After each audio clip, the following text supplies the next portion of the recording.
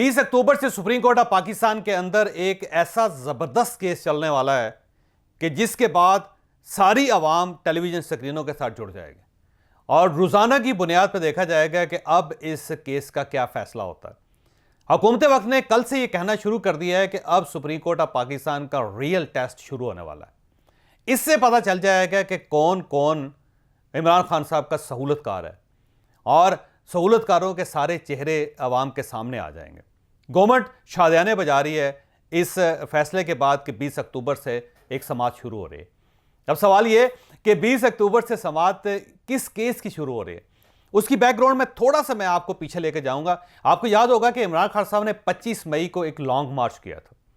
उस लॉन्ग मार्च से पहले हुकूमत वक्त सुप्रीम कोर्ट ऑफ पाकिस्तान गई थी और वहां पे ये प्ली ली थी कि इमरान खान साहब लॉन्ग मार्च करना चाहते हैं और वो रेड जोन में दाखिल होना चाहते हैं और हम इनको रोकना चाहते हैं।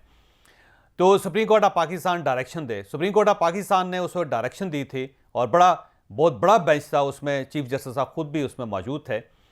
और यह फैसला हुआ था कि इमरान खान साहब को लॉन्ग मार्च की इजाज़त दी जाए, वो इस्लामाबाद में आए, लेकिन वो रेड जोन में दाखिल नहीं होंगे। लेकिन इमरान खान साहब ना सिर्फ रेड जोन में दाखिल हुए बल्कि उस दिन शारा दस्तूर में मौजूद दरख्तों को आग तक लगा दी गई थी और बड़ा खौफनाक लॉन्ग मार्च था जिसका इस्लामाबाद को बड़ा खमियाजा भुगतना पड़ा था। और उसके बाद जब चीफ जस्टिस साहब से की अदालत में जब ये नुक्ता उठाया गया कि इमरान खान साहब ने तो आपने जो फैसला किया था उसकी तौहीन कर दी है, तो चीफ जस्टिस साहब का ये कहना था कि हो सकता है कि हमारा फैसला इमरान खान साहब को कन्वे ही ना हुआ हो और इस वजह से वो रेड जोन में दाखिल हो गए। तो अब हुकूमत उसके बाद क्योंकि तौहीन अदालत का केस बना के अदालत में चली गई थी और गवर्नमेंट ने वहाँ पर यह प्ली ली थी कि सुप्रीम कोर्ट ऑफ पाकिस्तान की जो वाज़ेह डायरेक्शन थी इमरान खान साहब ने उसकी वायलेशन की और यूँ वो तौहीन अदालत के मुर्तकिब हुए हैं। तो ये पटिशन महीनों सुप्रीम कोर्ट ऑफ पाकिस्तान के पास पड़ी रही और अल्टीमेटली इसकी बारी आई और सुप्रीम कोर्ट ऑफ पाकिस्तान ने कल 5 रुकनी बेंच बना दिए। अब ये जो 5 रुकनी बेंच है ये बड़ा हाई पावर्ड, इसके अंदर 5 के 5 जजेस बहुत नामवर हैं और बड़े सीनियर जजेस हैं। कल 20 अक्टूबर से इसकी समाअत शुरू हो जाएगी। अब सवाल ये कि 20 अक्टूबर से जो समाअत शुरू होगी उसमें होगा क्या। सुप्रीम कोर्ट ऑफ पाकिस्तान का एक फैसला, उस फैसले की वायलेशन हुई और उस वायलेशन के खिलाफ गवर्नमेंट यानी स्टेट उसी सुप्रीम कोर्ट ऑफ पाकिस्तान के पास चली गई। जब 25 मई का जो फैसला था वो चीफ जस्टिस ऑफ पाकिस्तान ने खुद अपने हाथ से तहरीर किया था, वो 3 रुकनी बेंच था और अब वही जजेस इस बेंच का हिस्सा भी हैं। अब सवाल बहुत बड़ा पैदा हो गया कि जिन जजेस ने फैसला किया था उसी फैसले की बाद में तौहीन हुई और अब वो फैसला दोबारा डिस्कस हो रहा है कि जब सुप्रीम कोर्ट ऑफ पाकिस्तान ने इमरान खान साहब को ये वार्निंग दे दी थी कि वो रेड जोन में दाखिल नहीं हो सकते, तो इमरान खान साहब ने उस वार्निंग का या उस फैसले की वायलेशन कैसे की और क्यों की। आपको याद होगा कि जब ये 25 मई का वाक़या हुआ था तो सुप्रीम कोर्ट ऑफ पाकिस्तान में हुकूमत पाकिस्तान गई थी और उस वक्त 5 रुकनी बेंच ये बना था और उसमें इस बेंच ने इमरान खान साहब से पीटीआई से 7 सवाल पूछे थे और उन 7 सवालों के जवाब लेके ये बाकी कार्रवाई रुक गई थी और उसके बाद अब ये दोबारा सिलसिला जुड़ रहा है 20 अक्टूबर को। अब ये फैसला होना है 20 अक्टूबर को कि क्या सुप्रीम कोर्ट ऑफ पाकिस्तान अपने जो पुराने हुक्म है उसको गार्ड करती है या नहीं करती, उसकी इज्जत करवाती है या नहीं करवाती।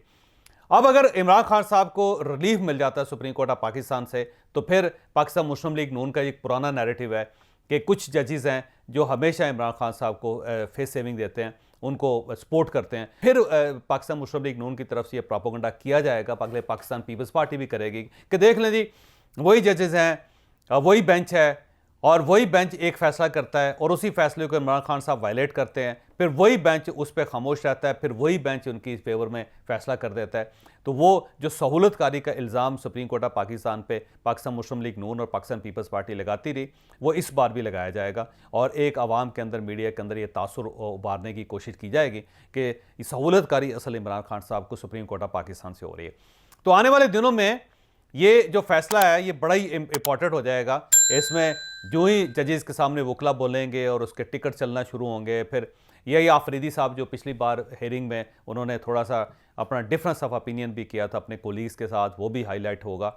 और उसके बाद बार बार ये डिस्कस किया जाएगा। लिहाजा मेरा ज़ाती ख्याल ये है कि ये फैसला एक फैसला कुन मोड में पाकिस्तान की पॉलिटिक्स को ले जाएगा। अगर चीफ जस्टिस ऑफ पाकिस्तान और उनके साथी जजेस इमरान खान को रिलीफ दे देते हैं इसमें और वो ये कहते हैं कि ठीक है जी हमारा फैसला भी अगर उन्होंने वायलेट किया तब भी इनको माफ़ किया जाता है, या उनको ये ऑप्शन दे दिया जाता है कि आप अदालत से माफ़ी मांग लें और उस ऑप्शन को इस्लामाबाद हाई कोर्ट की तरह कबूल कर लिया जाता है, तो फिर ठीक ठाक किस्म की मेरा ख्याल है पाकिस्तान के अंदर एक कैंपेन चलेगी जिसमें अदलिया के साथ भी वही सलूक होगा जो इस इस्टेब्लिशमेंट के साथ हो रहा है। और अगर इमरान खान साहब को 25 मई की वायलेशन पे सज़ा हो जाती है तो फिर ये डिस्क्वालीफाई हो जाएंगे। लिहाजा ये याद रखिएगा कि आने वाले दिनों में एक बहुत खौफनाक फ़ैसला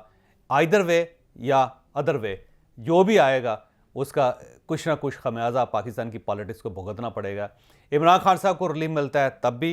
ये फ़ैसला बड़ा यूनिक होगा, और अगर इमरान खान साहब को सज़ा होती है तो फिर सज़ा हो जाएगी, फिर इमरान खान साहब किसी जगह स्टैंड नहीं कर सकेंगे। लिहाजा अब गेंद सुप्रीम कोर्ट ऑफ पाकिस्तान के मैदान में, उनके ग्राउंड में चली गई है। अब उसको खेलना सुप्रीम कोर्ट ऑफ पाकिस्तान ने, वो कैसे खेलती है आप 20 अक्टूबर के बाद देखिएगा। लिहाजा 20 अक्टूबर बड़ा इंपॉर्टेंट है। मेरा ख्याल है तोशा खाने का केस हो या फिर तौहीन अदालत का केस हो या फिर